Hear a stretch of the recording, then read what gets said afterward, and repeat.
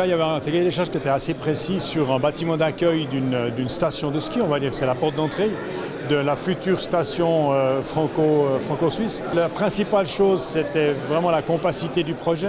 Qui dit compact dit automatiquement beaucoup plus financièrement abordable qu'un bâtiment qui se dilate complètement sur la parcelle. Et c'est vrai que le traitement de ce bâtiment avec cette grande toiture qui rappelle les fermes du Jura a beaucoup plu au jury. Donc, grosso modo, c'est une enveloppe de 4 millions. Il y a déjà 750 000 francs qui ont été dépensés pour les pistes. Et les 3 200 000 et quelques qui restent, ça va être pour la réalisation du parking, la réhabilitation du Tabagno, le Lesnay et du bâtiment. Dans le cadre de l'agenda du programme, maintenant on a un projet lauréat.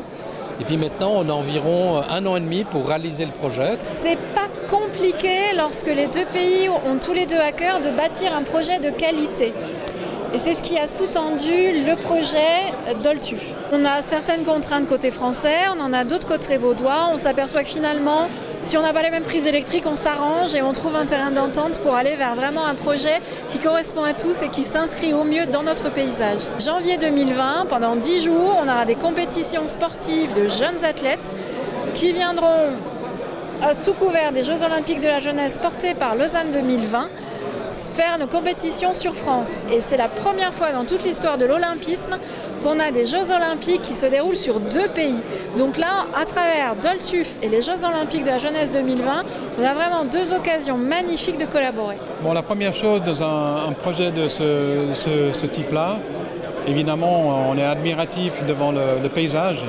Donc on souhaite réaliser un bâtiment qui soit en parfaite harmonie avec le paysage et qui permet même à l'usager de peut-être le voir autrement, quitte à ce que même l'architecture s'efface au bénéfice du paysage. Lapin Blanc, c'est le nom de ce projet, expliquez-moi pourquoi.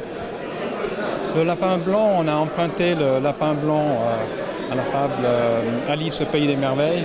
Donc c'est le lapin qui amène le visiteur à travers le bâtiment à découvrir un autre monde.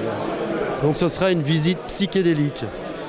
Voilà, c'est cette transition entre la personne qui arrive en voiture avec ses skis et ses chaussures et puis tout d'un coup, voilà, la journée commence, on est sur la neige.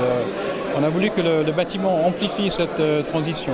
On l'attend de pied ferme, c'est vraiment ce qui va lancer en fait, la phase opérationnelle en fait, de tout ce beau projet. Donc là, on est vraiment satisfait qu'une courte architecture soit terminée et qu'on puisse lancer les opérations. Autre équipement attendu, ce sera le parking. Le parking, effectivement, actuellement, le parking est un peu compliqué et pas fonctionnel du tout. Mais là, vraiment, nos clients ils seront vraiment bien accueillis avec un nouveau bâtiment, un nouveau parking et ils n'auront plus de raison de ne pas venir.